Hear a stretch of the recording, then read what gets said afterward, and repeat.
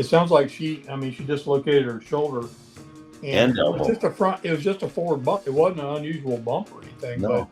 but obviously, that just shows you something you've probably done hundreds of times before.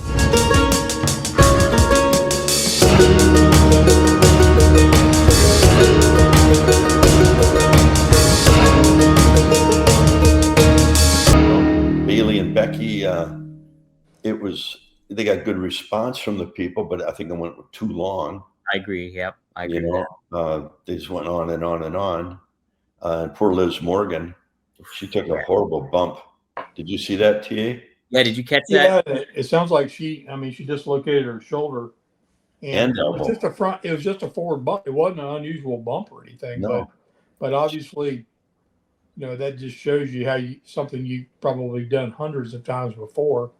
If everything's not just right, something can go wrong, and she's probably going to be out for a good number of weeks, getting that back strong again. So, yeah, I think it's been reported that she's out for a timetable of about 16 weeks. So I would imagine because she dislocated both her shoulder and her elbow. Her elbow too? Wow. Yeah, that's what they said last night. Holy smokes! Yeah. Man, that's It's tough. going to be a tough one. She's a great interviewer, and she's hurt in the ring. Yeah. Mm-hmm.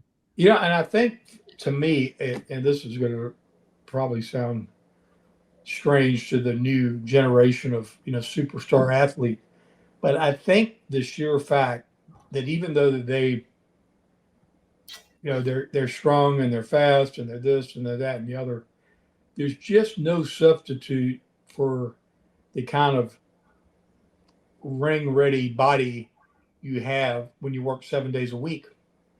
Mm-hmm. And going to the gym or going down and working out in the ring and doing stuff and you're taking a pause and whatever, there's something about that performing live and repetitively over and over and over again that gives you like a muscle memory, a way of being used to taking certain things and your body being in certain positions and whatnot. It's really, I think, difficult to duplicate.